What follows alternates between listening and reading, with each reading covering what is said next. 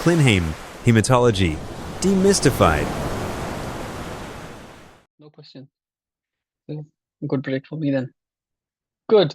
Now, some of you took the mock exam, and this, as you know, followed how exam would be in real life. The mock exam was online, and it was timed. Each paper was timed for for 3 hours, and I followed what they do in exams. So 40 MCQs and 75 EMQs, and there were four long essays. But of course, this was at the end of the journal Haem block, so all the questions were journal Haem related. And the feedback, of course, there are so many questions, so I cannot possibly cover everything here. I thought I would just do four MCQs from the top, as in the ones that were not answered correctly, and then an EMQ with explanations, and I would just do one long essay with explanation, and the rest you will get some feedback as you normally do.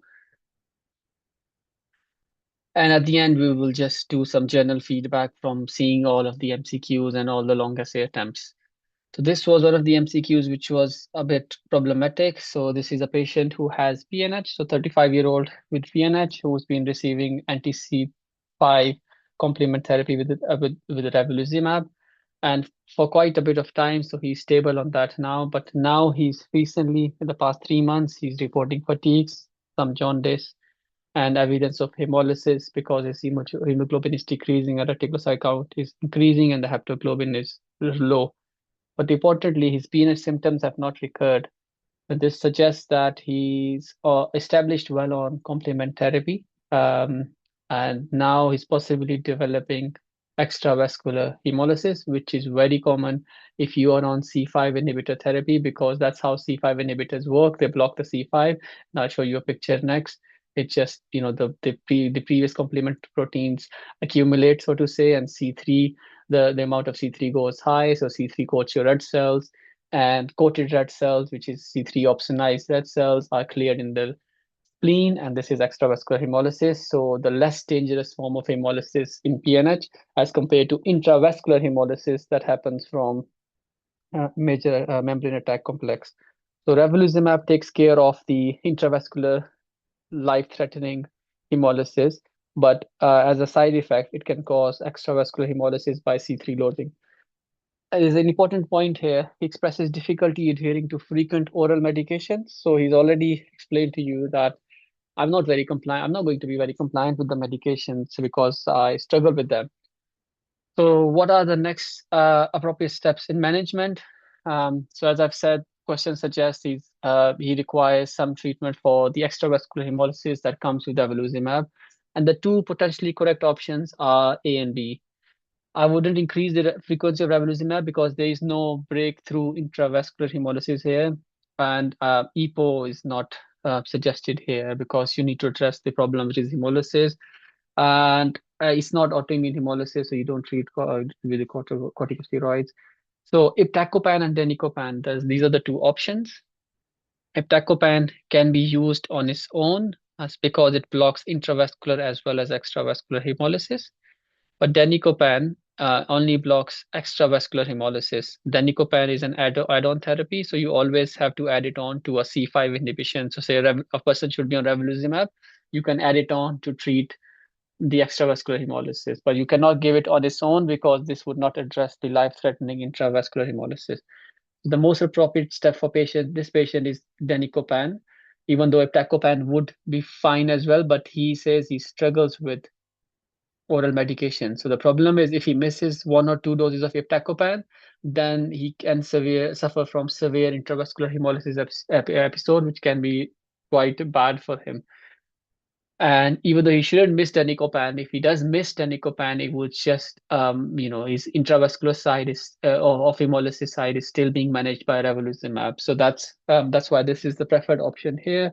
And most of the people try to switch it to iptacopan, which is fine. But the question is, what is the best point for him? He doesn't like sticking to oral tablets, so it is a tendency he can miss them. So adding on orodaignicopan is the best option for him. And this is from, if you go up here on YouTube, just type ClinHaem PNH or something. this lecture will come up because that was week 3, and that's why it's freely available there. And this is from there. These are all the options for treating PNH at the moment in the UK. There are some trial options which are there as well, which I've not mentioned here, but anyhow, these are all NICE approved options. And danicopan, as I say, is an add-on therapy, only targets extravascular hemolysis. It's a tablet. Iptacopan is a tablet as well, but iptacopan targets both of them. But you can't be on iptacopan and a revolutimab at the same time. You have to either use them, either of the two. But danicopan is an add-on therapy, so perfectly suits his scenario. And this Sorry, is the complete. Hassan, can I ask one question quickly, if that's okay? Yeah, yeah. So, I mean, in the option, in the question, you had clearly mentioned that the patient is intolerant to oral therapy. He expresses difficulty adhering to oral therapy, which means there's a tendency that he might miss Yeah. some medicines. Yeah. So my understanding of these MCQs is basically whatever information is given there that has a significant impact on the answer. I know Yeah. these are all hypothetical scenarios and stuff. Like it's a very concentrate of information that we get in these lines. What was the purpose of mentioning this then? Because I mean, it just leads us to thinking that even if you prescribe this patient some medication like an oral, he'll be non-compliant. I So he that's says, what. yes. Although to tell you So, honestly, I so marked steroid as an option. I'm yeah, yeah, I absolutely know. wrong. So, But so what? yeah. So there are only two options that you can use, right? Iptacopan and danicopan. Yeah, Mm, yeah. mm, So this is exactly why they do that in exam, and this is exactly, you're right. This is important for this question as well, mm, because if you switch to iptacopan and then he mm. misses a tablet, right? Then he can suffer from life-threatening intravascular hemolysis. But if you add on oral danicopan to Mm. revolutimab, even if he misses his 1 or 2 tablets, extravascular hemolysis is not going to kill him. No, no, no. Just a second. Okay, so if you give him iptacopan, that will protect him both from Yeah, C3 and C5. yeah, yeah. So why isn't it more? Why isn't it better for him to Because take that? he because in the question it suggests that he might not be fully very compliant with taking medications regularly, But iptacopan is IV or is it oral? oral. Or iptacopan is oral. Yeah. Okay. Okay. And there is that. Okay, that wasn't the option. I think there is the Yeah. third one as Spectacles, pegloticase yeah, also. exactly. So that wasn't the option. If this was an Okay. option, then it wouldn't make sense because then there are more than one correct, like best options. Yeah. Okay. That's Yeah, why got it. pegcetacoplan wasn't good. Very good question. Now, this is again from the lecture, and you can go see that in the on the YouTube. So tells you where each of them acts. So the eculizumab and the revolutimab act here on C5. So which means is that if they block here, these complement proteins will accumulate, so to say. So C3, if it accumulates, it will coat the red cells. They say opsonize them, and those coated red cells would be phagocytosed in the spleen by the macrophages, and that's extravascular hemolysis. You can actually check that on a patient on a complement C5 inhibition by checking their C3 loading. And almost 100% of the patients, when they are on one of these C5 inhibitors, after a while they would have some level of C3 loading. Not every one of all of them develop hemolysis though, but still they would get C3 loading. But this still remains the backbone of at least the acute management, because this is especially eculizumab and abelazimab, they've got quite a good strong research data backing them and their safety profile, etc. These are good options as well, and but they are relatively new, and but some people would prefer them as well. Now, pegcetacoplan, as I mentioned, is a subcut injection. Again, this blocks C3, so this takes care of both intravascular and extravascular hemolysis. So these only take care of intravascular hemolysis because after this is the MAC. This inhibits up in the line here, so it again inhibits both intravascular and extravascular hemolysis. Now, iptacopan and danicopan also inhibit higher up in the complement pathway, but iptacopan inhibits the main. It's actually in here. There are a few different pathways here as well, a few different steps. Sorry, here as well. Iptacopan inhibits the one step higher than danicopan, and iptacopan is the main cofactor for making C3 convertase. So that's why if you block iptacopan, it just shuts off the complement pathway, but danicopan actually just inhibits the amplification loop. I'll send you a picture, which I cannot show here, but I'll send you a link to see how that works. So iptacopan blocks both intravascular and extravascular pathway by inhibiting factor B. Danicopan inhibits factor D, and as you remember in this in the lesson, I asked you to remember it by D, of course, of factor D, but ibtacopan. So my Arab colleagues would not pronounce it as ibtacopan. They would say ibtacopan because there is no P in Arabic. So that's how I remember it. So ibtacopan blocks factor B. Danicopan blocks factor D. Good details here.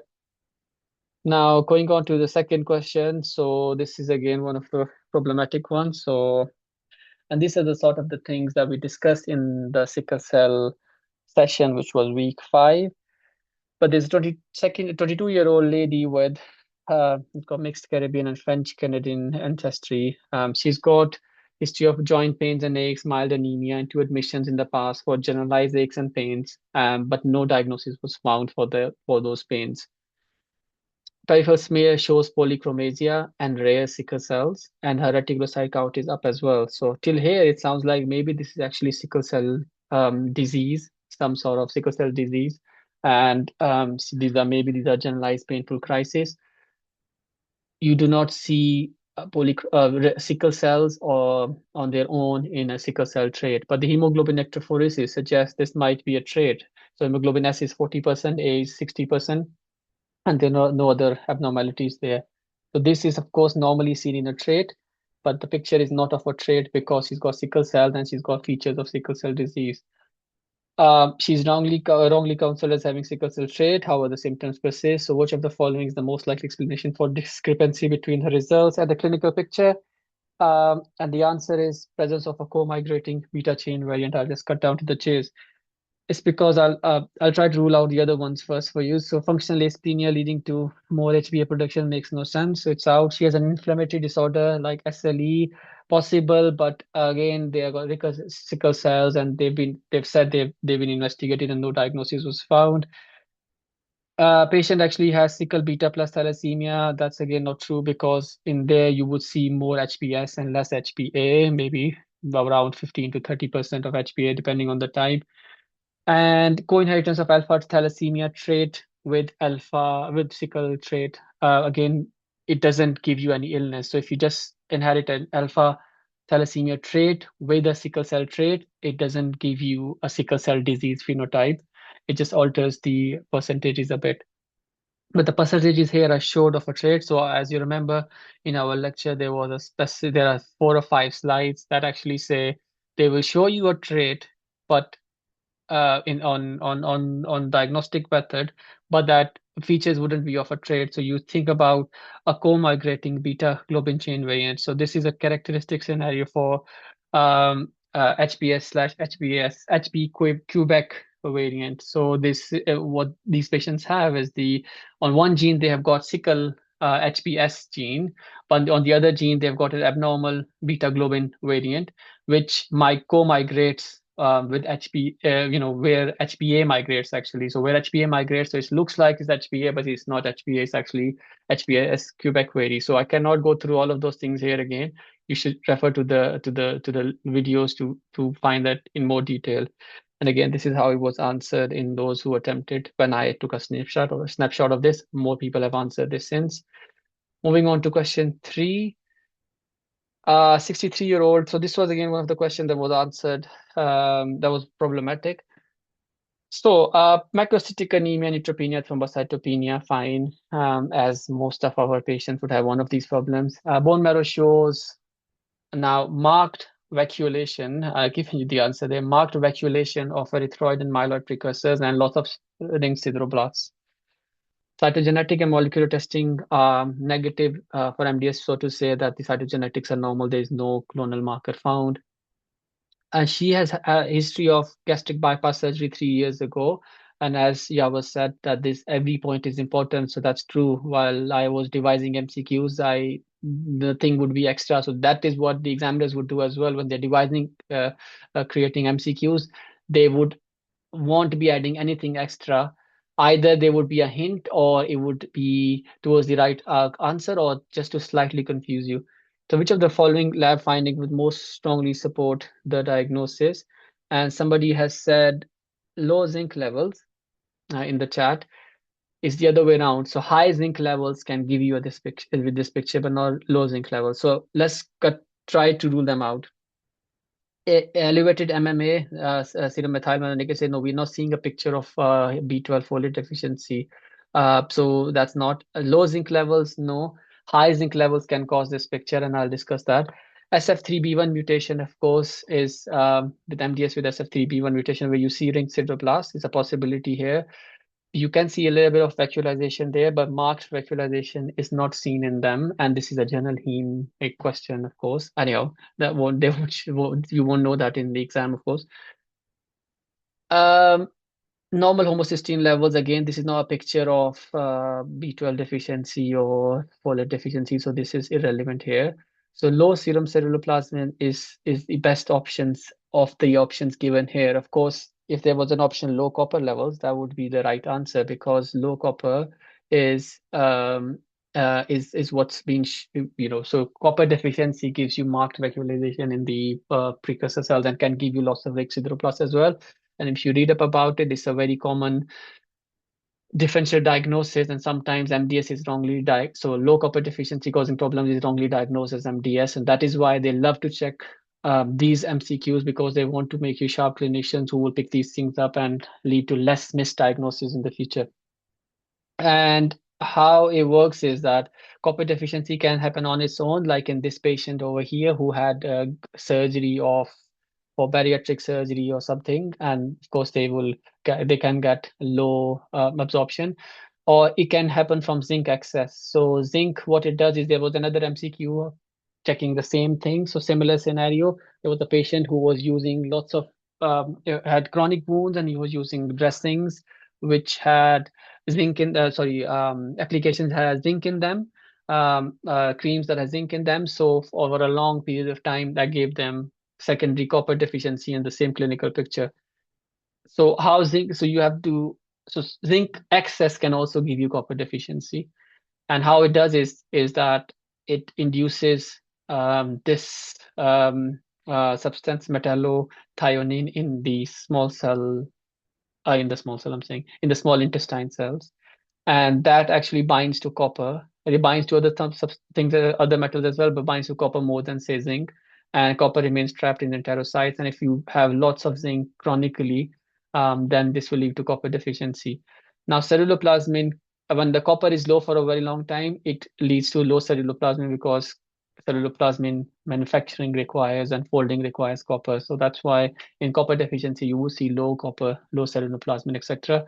Once you've answered this MCQ on the online mock exam, and once you've received the feedback, you should have received an explanation now because I've added some specifically for these problematic questions there so that they help.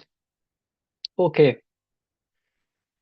Now, question 4, and this was answered incorrectly by a majority of the colleagues, and I can see why it is. Anybody would like to take a guess? I mean, not the ones who have actually taken the exam already now. And a young male presents with parallel lymphadenopathy and hepatosplenomegaly. There's pancytopenia and blasts on the peripheral smear. It is confirmed to be PALL. Patient experiences severe prolonged pancytopenia after induction chemotherapy. And the family history reveals that there are other relatives who died from similar problems, including leukemias in childhood. So which of the following gene is most likely responsible for patient's presentation? Any takers?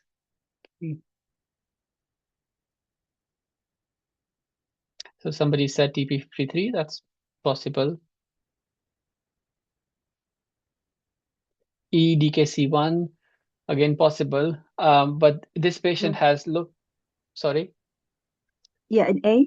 A is very much possible as well because this patient looks like he has got Fanconi's anemia because they have suffered from, of course, they've got malignancy, but with giving them the chemotherapy, they've suffered from prolonged pancytopenia more than what others people would. So 14-month-old, if you are doing peds, then they give them quite high doses of chemotherapy and their counts bounce back up quite quickly. If a young patient has suffered prolonged pancytopenia after being treated for leukemia, which can suggest that they've got Fanconi anemia. Yeah, because they are more susceptible to some of the chemotherapy agents. So that's why you have to reduce the doses for them, especially things like cyclophosphamide and things like that. But most of the Fanconi anemia patients would get AML. This is the only association with Fanconi anemia when they have a mutation in FANCD1 gene, which BRCA2, which is the breast cancer gene, is another name for FANCD1. And that's one of those mean MCQs there. I could have easily said FANCD1, and that would have been okay as well, but they like to do that. So FANCC, for example, is BRCA1 gene, and FANCD1. So they are the same genes, but identified differently. So basically they're the same genes involved with, say, breast cancer and Fanconi. So you can see again more details here in the question in the session. And those who attended the session, I made sure to mention that FANCD1 gives you TLL. And these are these small things that they very easily testable in MCQ. So when you are trying to make an exam, these sorts of things are very easy. So specific associations or specific links are very easy to be quizzed in the exam, because either you know them or you don't know them, and that's what they try to check if you've been through them or not. No, nobody selected that option here. That's fine. Okay, because that's not a real exam. Hasnan, sorry, once more. I just, sorry, I'm asking too many questions because I think if one's concepts don't get clear here, it's a possibility that we might do the mistake again. Yeah. Can you go back to that ceruloplasmin Yeah. question, please, if that's possible? I just might sound very stupid, but just want to get my concepts clear. So here you are saying that the patient has low ceruloplasmin. Does this mean that the patient has Wilson's disease? No, in Wilson's disease, you do not see this picture. In Wilson's disease, you see copper excess. Yes. So there are lots of illnesses, and I'll send you an article which are called diseases associated with low ceruloplasmin. Okay. There are lots of diseases associated. So Wilson's is one. Aceruloplasminemia is another. So all of those diseases have low ceruloplasmin levels, but the clinical manifestations are different. Okay, because what my concept is, like, ceruloplasmin is a copper transporter, Yes, and if it is. ceruloplasmin is less, the copper gets deposited in different tissues like liver, brain. It causes neuropsychiatric manifestations. Yeah, yeah. And the changes, because you are saying it's copper deficiency, yes, Yeah. it does cause copper deficiency if patient is taking a No, chelating agent. But I mean, if you can send me the article, that would be helpful. Yeah, I will send you the article. So there are Yeah. lots of illnesses that give you low ceruloplasmin level, and Wilson's disease is one of them. Copper deficiency on its own can give you low ceruloplasmin levels as well. If you, I will send you the articles, and hopefully that will help you with your concepts. Okay. Yeah. Good. Thanks. Good. This was one of the tricky ones, and we didn't discuss that in any of our sessions. And of course, I cannot possibly cover everything in our sessions, but this is what I try to say. I make notes of things that I cannot go through, but I know they ask in exams, so I test you those questions in the mock exams. Trying to cover everything I can, but possibly nobody can cover everything Yeah, I was thinking maybe bariatric surgery, it does cause copper deficiency, Yeah. but then you had mentioned specifically, and it led to a little bit of confusion. I mean, yeah, that's fine. I understand now, because if there are Yeah. other conditions. Good. Yeah. Good. Yeah. So we're just going to go through this EMQ now. What's the time? POV. So we're just going to discuss this EMQ now. I think I will try to be quick now because we've already been here an hour. This was supposed to be a relaxed session. Doesn't feel like, for me at least. So the first question is a 53-year-old woman presenting with blistering lesions and increased pigmentation over the back of her hands on an FRC pathometology exam, that is porphyria cutaneous tarda, unless proven otherwise. She has also got a history of alcohol use and takes estrogen for menopausal symptoms, which again suggests that with porphyria, what happens is the enzyme that is inhibited, there are different triggers for that. And these both alcohol and estrogen can trigger inhibition of that enzyme. And lab just shows raised ferritin. That's because the EMQ is of raised ferritin.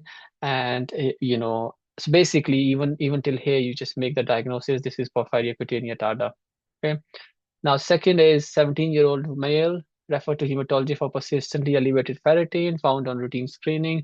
Otherwise, well, no problems with the liver or full blood count.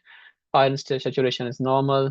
Is scheduled for an ophthalmology visit due to bilateral vision changes, and he's also got a similar history in his family that they required procedures in their 20s.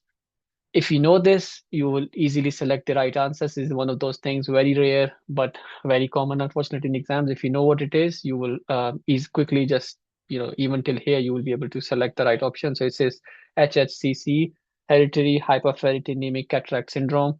So there's a mutation, as we discussed in our session on ferritin, I think it was week 6, that they have got a mutation in the light chain for ferritin and just gives you raised ferritin levels without any iron overload. The only other problem is they have cataracts.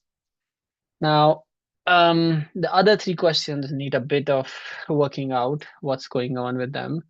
And I think it would be a good idea to go through this for now. This is again from week 6. And as I think details you'll have to go through in the session again. But just a quick summary, iron goes in here from the gut into the small intestine from this channel, then stays in the intestine unless it's allowed to go out through ferroportin.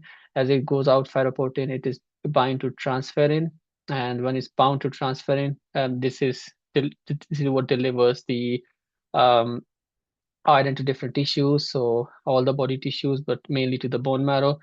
And then from bone marrow, it's recycled. All red cells are recycled into the macrophages, and they either stay there again, or if there's need, they go out from ferroportin. And so as you can see, there's only one channel ferroportin here, and even on the iron on the liver cells, which is the exporter. So this is the only exporter that we know of that exports iron outside of the cell into the bloodstream. That's ferroportin. That's why it's important.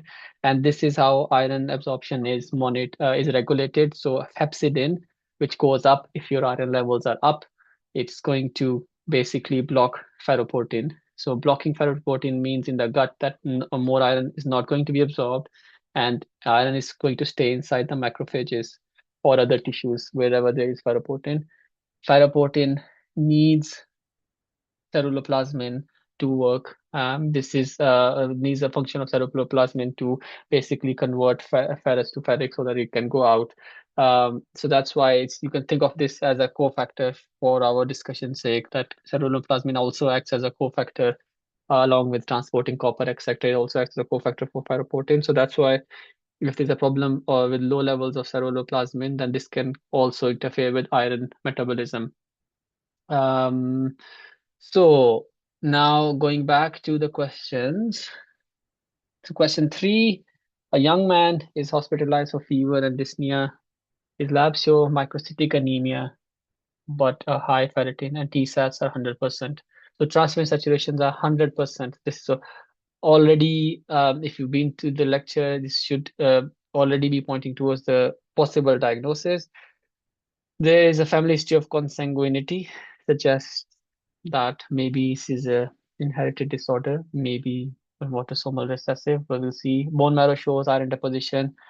So basically, they have also got iron overload present because their bone marrow is loaded with iron. Liver shows no sign of cirrhosis. Who cares if it doesn't show no sign of cirrhosis? We wanted to check if it shows iron overload or not. They have not mentioned that there, but anyhow.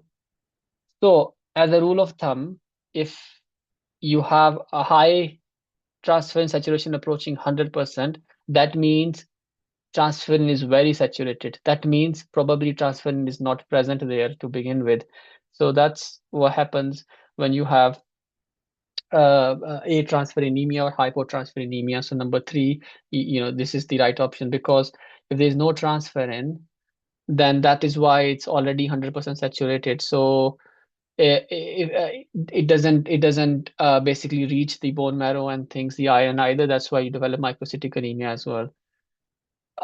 Second, again, details in that session because I cannot go through all of that again. But question number 4, similar, actually not similar, is an old patient with CNS symptoms, progressive tremor, balance difficulties, and cognitive slowing. Is no history of blood transfusion. This shows, of course, it's got high ferritin. All of them have high ferritin. He also has microcytic anemia. but now he has normal T-SATs. So a similar picture to the other one in terms of T-SATs, but he's got brain. Actually, instead of focusing here, so this is aceruloplasminemia, and I'll show you a table actually coming up next. I forgot I added a table to show you how to compare and contrast those. Actually, no, that's for acerulop. No. So that's other. Sorry. So this is CNS problems and high ferritin and evidence of iron accumulation. So this is aceruloplasminemia because if you have iron overload and CNS symptoms, you have to remember this from C, that this is aceruloplasminemia. Again, the pathogenesis is, as I've said, ceruloplasmin is deficient, so which means ferroportin is blocked. So iron is not going to come out. So transferrin saturation will remain normal, but it will also means that iron is not going to come out, means iron is going to be staying trapped inside the cells, and iron is going to be toxic, of course, inside the cells, and that is why it's going to still cause damage relating to iron overload inside the cells. But when you check transferrin saturation, it would appear normal. That's one of those scenarios where you have iron overload and raised ferritin, but the transferrin saturation is normal. And similarly, in the next, so 4 and 5 actually contrast with each other. They've got similar picture that they have elevated ferritin. Have got family history of father and sister is important because that means autosomal dominant. BMI is normal. So BMI is normal to say he's no got metabolic syndrome. No alcohol means there's no alcohol history. They've cleared that out. Lab shows normal hemoglobin, normal MCV, normal, and transferrin saturation 28%, which is again normal. So both of them have normal transferrin saturation. Both of them have got iron accumulation. But in fifth, there is no CNS symptoms. So you have iron overload and normal transferrin saturations. This is either aceruloplasminemia or ferroportin disease type 4A. In ceruloplasminemia, you do get CNS symptoms. In the other ones, you do not get CNS symptoms. But the problem is the same because, as I say, ferroportin needs ceruloplasmin to work. That's why iron overload is happening inside the cell, so to say, but it's not coming out in the blood. So transferrin saturation remains normal. For some reason or the other, if ceruloplasmin is the problem, the more iron deposition happens in the brain, and that's probably why CNS symptoms happen, as opposed to ferroportin disease type 4A, which, as you will remember from the session, hopefully, if you don't remember, refer back to the sessions, that in type 4A, the ferroportin isn't working. Iron is trapped. So it's the same problem as not having ceruloplasmin because ferroportin needs ceruloplasmin to work. So that's why they give you similar picture of iron overload with normal or low transferrin saturation, but they give you iron overload. Both have core family history. Paraportin disease is autosomal dominant if you want to remember that, but main thing would be in exam, especially the neurosymptoms would be present in ceruloplasminemia as opposed to ferroportin disease, and of course enzyme genes are different. Ceruloplasmin problem is a problem in ceruloplasmin gene, and ferroportin is, of course, a problem in SCL40A1 gene. And of course, another giveaway would be ceruloplasmin would be low in aceruloplasminemia as opposed to ferroportin disease. But that would be such an easy giveaway. If they give you that, that's fine. That's an easy clue to there. So go back to the session if this didn't make, nothing of this made sense to you, because I hope you try to explain that in over an hour instead of over 5 minutes. So that's the MCQ bit, and this is just the general feedback for MCQ. The exam it wasn't a very difficult exam, it was a moderate difficulty exam. And these are the average performances of all the people who did the exam. And I actually took a snapshot of this after this, more people took the exam, so this might be different now. Pass mark was calculated at around 75. So as you know, for FRC Path exams, there are no set pass marks to begin with. They depend on how difficult the exam is and how average candidate would do it, and how the candidates actually did it. So they calculate from there. And for this exam, as per your attempts, the pass mark was 75 after my calculations.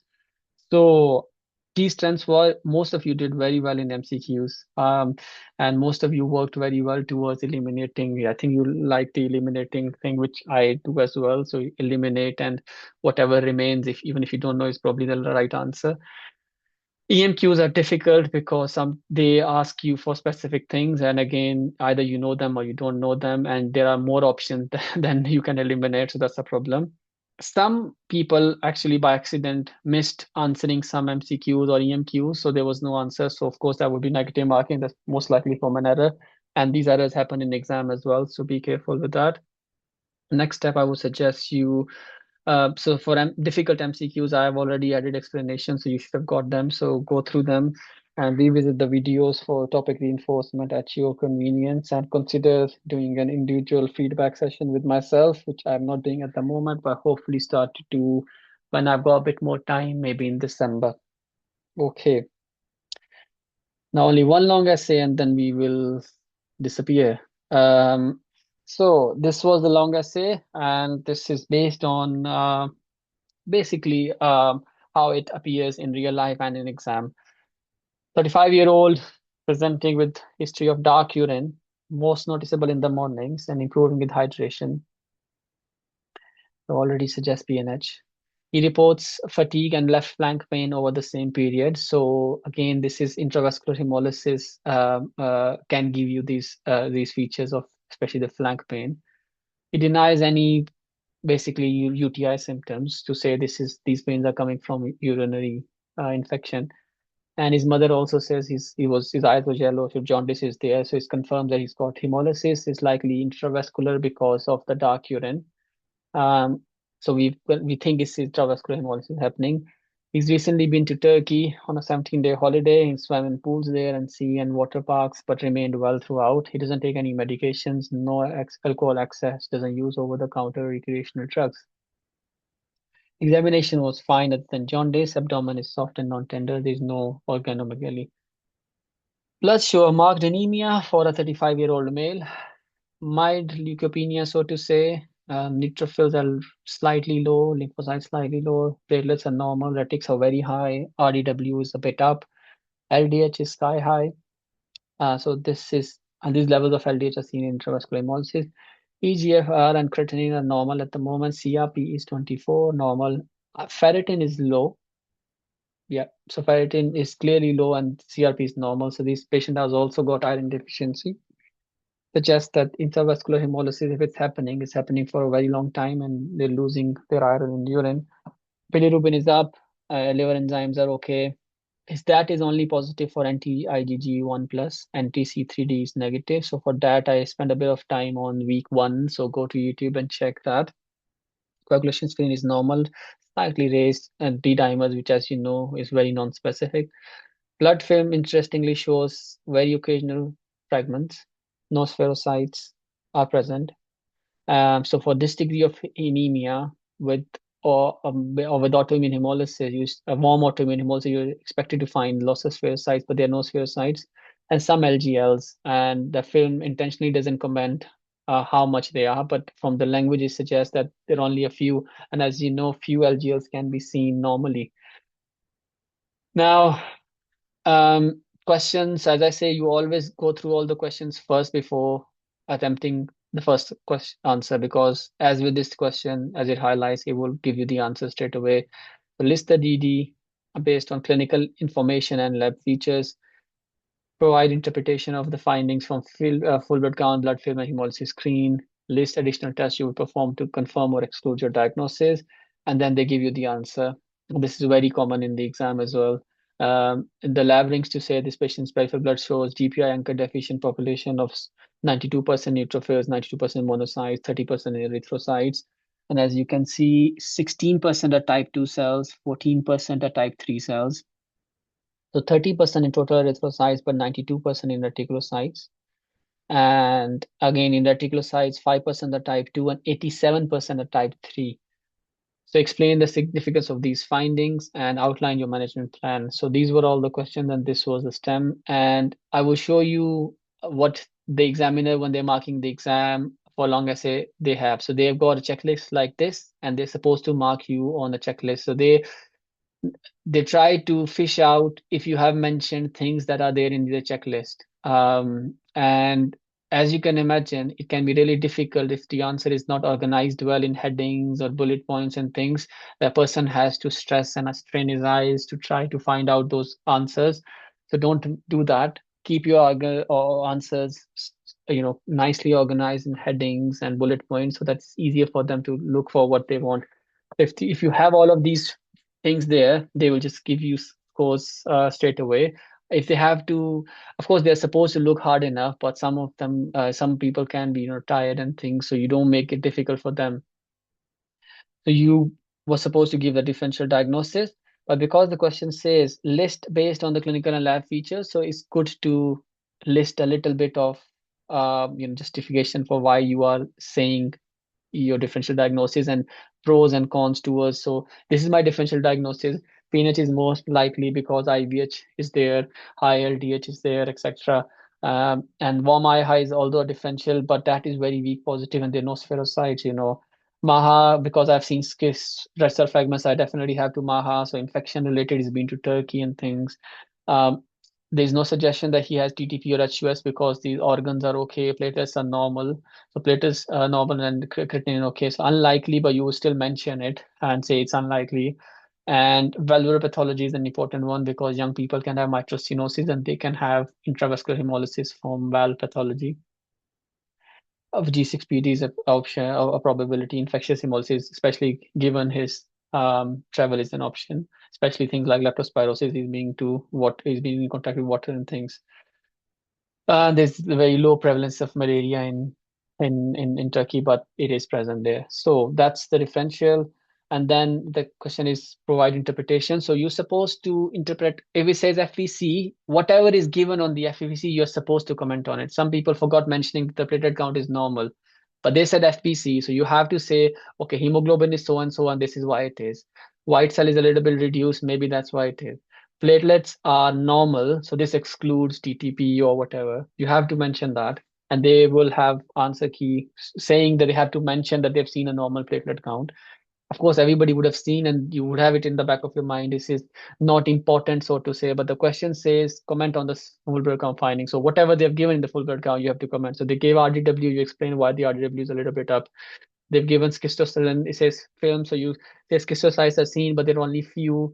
I've noted them, but they're non-specific. They look non-specific. It doesn't look like a Frank Maha on its own, but maybe it's complement hemolysis because it can give you.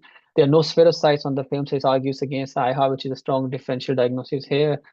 And you will comment on that screen and take some time to comment on it. So let's say, okay, this is positive for IgG, which is seen in warm hemolysis, but it's only 1+, and I know sometimes weakly positive that can give you strong hemolysis, but other features like lack of spherocytes and intravascular hemolysis doesn't support this at the moment. So I know it is positive, but I think it's incidental.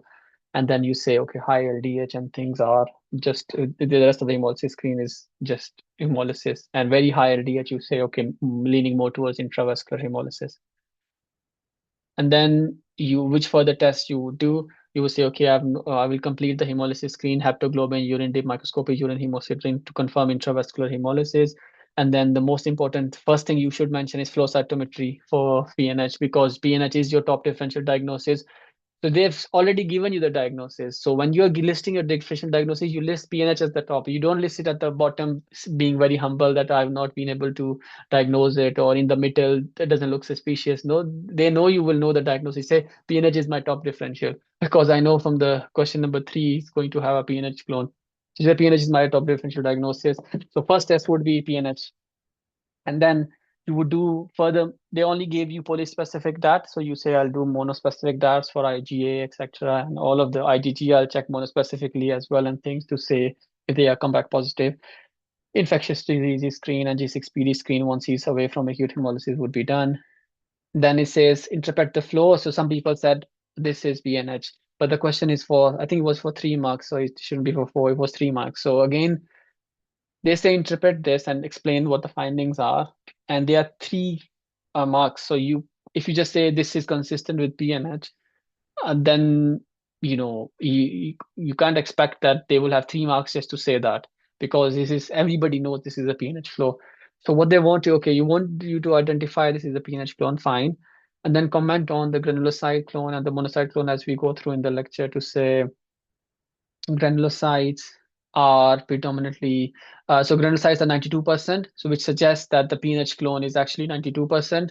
I know red cells are only 30% or whatever, but this is because they're not reliable because they're actually hemolyzed, so you cannot detect most of them. But I've seen the retics are, most of the reticulocytes are PNH versions, so this confirms that actually the clone is this much. And you comment on the type 2 and type 3 on the red cell and reticulocytes to say type 3 are the ones that are fully deficient in PNH GPI proteins, and type 2 have got partial deficiency, and this patient has got predominantly this or that, and you explain that.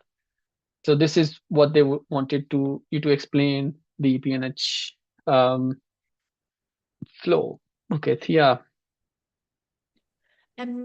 Maybe I just misunderstood. So does the reticulocyte clone percentage not reflect the It does. true? It does. Yeah, it Oh, does. fine, okay. It does. Is the granulocyte and monocyte more accurate reflection? So many centers do not check reticulocyte, as you know. Some places, some places do check reticulocyte clone, as you know. So most places do not check reticulocyte clones. So that's why if you are ruling out the point is, if you are ruling out PNH, you cannot rule it out based on a red cell clone, which is one of the two clones that people check. So people usually what they do is they check a granulocyte clone and the red cell clone.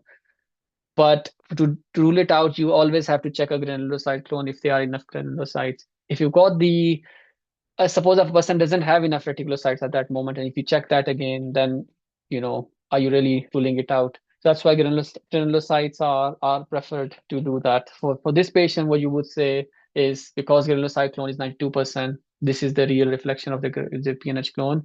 I know red cells are this much, so they're low because they're hemolyzed. They don't want, even if you don't mention reticulocytes are more important than red cells, this and that, but as long as you mention granulocytes and monocytes are this much, the erythrocytes are low because of this and this. So it's got a significant PNH clone, they'll be happy with that. And they don't want you to be proper flow experts here, but they just want you to understand what is happening. Okay. Great. Thank you. Good. Now, this is the management plan. Now, most people answer this very nicely. Some people just listed, I'll give them evolizumab and then went home, which is probably because they were tired and distracted because this is a mock exam, it's not true exam. But the question is for 6 marks, of course. And as I've always said, divide it into general and specific. So, which is understandable, right? So supportive or specific, whichever way you want to do. And supportive can be investigations and supportive management, and then specific management could be exactly what you want to target, etc. So for him, he's anemic. You would assess him, right? You would transfuse him, replace his keep him on folate. Iron is low, you replace that at some point. Thrombosis management is very important because they die from thrombosis. So you would give them, you mentioned something about thrombosis, prophylactic or treatment dose, whatever you justify, that's fine here. As you know, in the exam as well, in the answer key, they'll get like a line to say if he's accept any reasonable anticoagulation management option if justified properly or blah blah. If you just mention anticoagulation, that would be good. Even if he doesn't have a clot, he needs anticoagulation because his clone is more than 50%, as we discussed in our lecture there. And this is what they are at risk for. You do investigations like Doppler of the liver and echo to rule out clots in the liver, portal vein, etc., and pulmonary hypertension, which might suggest chronic thromboembolism, basically, because these patients are quite prothrombotic, and that's why you want to rule them out. And then you say, okay, specific management is I'll give them one of the C5 blockers, eculizumab or ravulizumab, either is fine. And then you say, but equally importantly, I would give them prophylactic antibiotics and vaccines. Vaccines are given a day after or on the day after the dose of ravulizumab. Usually it's given, but anyhow, because vaccines can sometimes induce your hemolysis in PNH as well because of the inflammation, etc. So if your first vaccine is being given, you give it after you've given a dose of ravulizumab.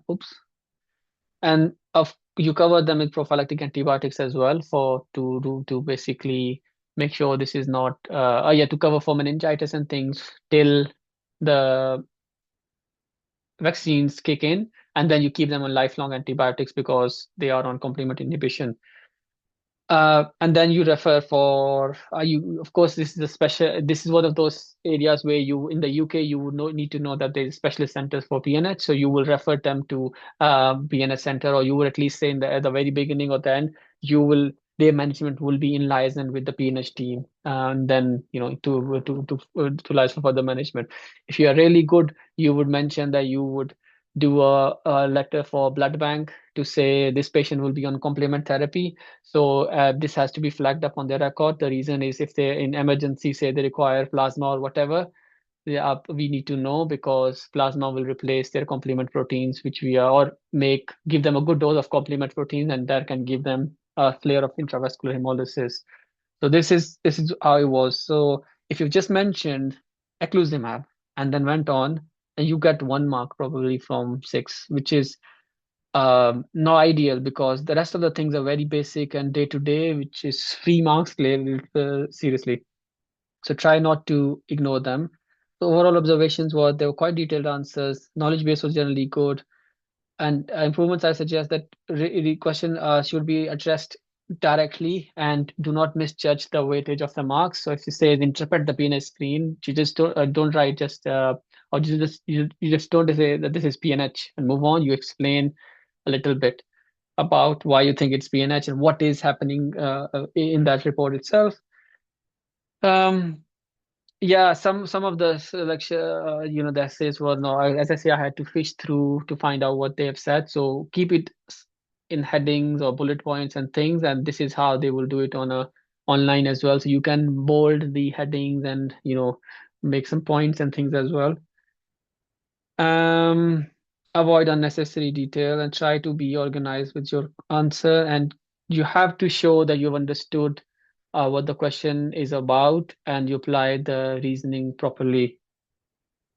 And you have to display that, okay, I understand, say this patient has got PNH, and that's why this is my first differential, and that's why I think this is PNH and so that they know that what you're talking about, and it's easy for them to understand as well. Okay, this person understands, and this has been reading about it. So feedback on the journal points for the long essay. Read the whole question first, as I've said. Yeah, plan writing out. So once you've read the a question, sometimes they divide into chunks, like I have done 5 marks, 7 marks.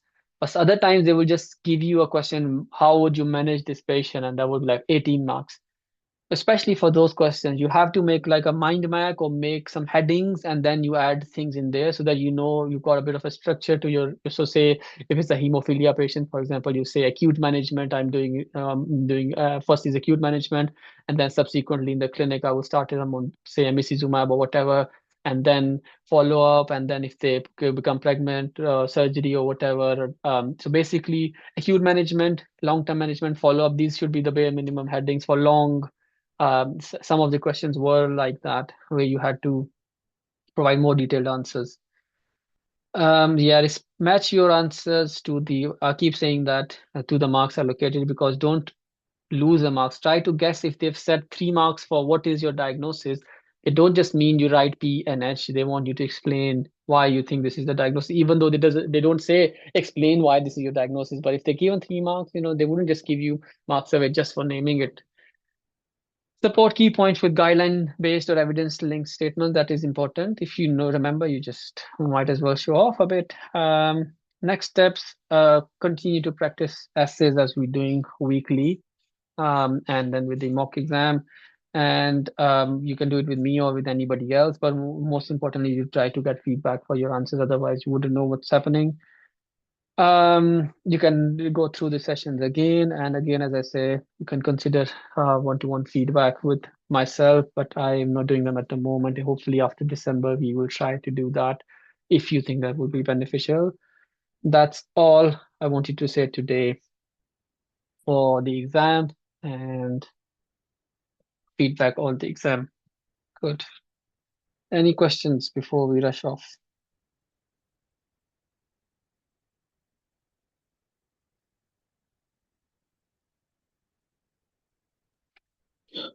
Hassan, not sure whether you'll have time after this, but if not, then I can send you a email with some feedback about some other questions as well. So Yeah, yeah. that's fine. I don't think I have a few minutes, but I've got 10 minutes, 5-10 minutes or so, but then I need to Yeah, no, no, I go ahead. completely understand. You have commitments as well. Just checking.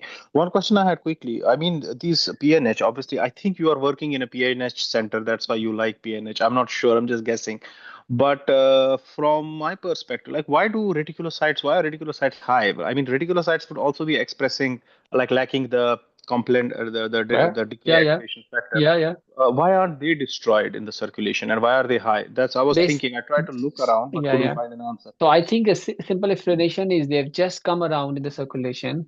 Reticulocytes, of course, as you know, are fresh cells, so they've just not been destroyed yet, and you've just managed to take a blood test while they're still in there. So they once they go through the circulation, they will be destroyed. It takes time for complement to work, right?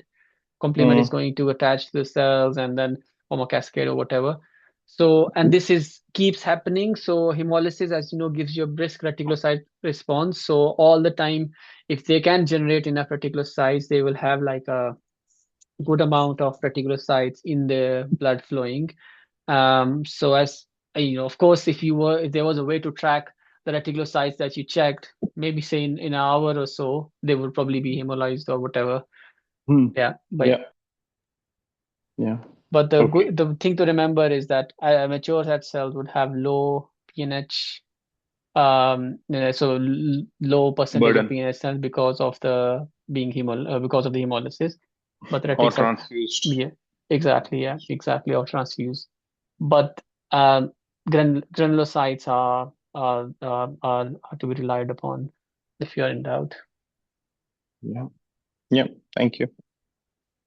Yeah, I like PNH. I've liked PNH even when I was a third year medical student. So it's nothing to do with, maybe it's to do with where I work as well, but I like PNH. Yes.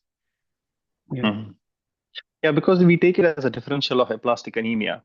Then I was Yeah. thinking, like, if it is a differential, because Yeah. obviously aplastic won't have reticulocytosis. Yeah. Yeah. I mean, that thing should So clearly differentiate it from it. there's a thing that actually, if somebody else wants to ask any question, because I'm then going to go on to a train of, Isn't it so yeah, that it depends upon the stage? Not exactly. all units Yeah. have aplastic anemia. Some of them haven't even gone to that Yeah. time, Yeah. Yeah. to Yeah. that stage. Once the aplasia kicks in, I think that at that time retic won't be much of importance. That's what I think. Exactly, that is exactly what I was going to say as well. But I thought I'll let other people ask other questions before we just keep discussing PNH and aplasia. But if there are no other questions, then no question. There's a chat question. Shy people like me. Uh, Resources to study from. So somebody's asked this question, and as I say, it is very difficult to say just do this or just do that. But BSH guidelines you definitely need to do. But then there would be some things that wouldn't be covered in the BSH guideline, and I cannot give you a blanket answer to say, okay, these things do there from there or these things do from there. So the best I can do every week, I can say, okay, these are the topics we are discussing. These topics you do from here, these you do from the book, these you do from this guideline, which is not BSH guideline, and things like that. So I'll just have to give you an individualized resources plan every week. That's what we've been doing in the series. But as a bare minimum, if you do BSH guidelines and cover the main topics, maybe do a bit of a textbook or even the smaller essentials hematology book, that would still be okay. But to be really sure that like things like neonatal hematology, for example, as I mentioned, you do need to do a bit of a good textbook reading rather than even essentials because you need a bit more information there. Okay. So I don't think there are any other questions. I would stop the recording, or actually, I'll just mention. Yeah, so aplastic anemia and PNH live on a spectrum. So sometimes what happens is if you see some patients have uh, non-severe, say, aplastic anemia or something, and sometimes you are monitoring them and they start developing a PNH clone and they start hemolyzing, and then the PNH clone takes over the bone marrow, and all you can see is just PNH cells now causing the hemolysis. So what is thought of is that PNH, most people have a PNH clone stem cells or stem cell that will give rise to a PNH type blood cells, so lacking all of those GPI anchored things. So most people have one of few stem cells in their bone marrow, but they are not allowed to overpower the bone marrow because normal stem cells are there. So if a problem happens like aplastic anemia or hypoplastic MDS, the competition disappears and they can, overpower and basically take over the bone marrow. And now they are responsible for making 90% of the cells. And all. But the problem is all the cells would be, PNH type deficient in the GPI anchored proteins. So we'll give hemolysis or we'll give thrombosis, etc. from complement activation. And why it happens, sometimes it happens even in the absence of hypoplasia, but maybe if you had done their bone marrow a few years back, they actually had hypoplasia, which you never picked up. And that's how PNH clone got, overpowered. But for many cases, for classical PNH, we don't know what happens, how they can get the survival advantage or whatever, and then they can compete with the rest of the normal cells and just function over and above them. That's probably how it works, but this is just theoretical. Okay, good. I will stop the recording now and we'll let you guys go. Thank you very much for attending. Thank you for watching. Stay tuned for more.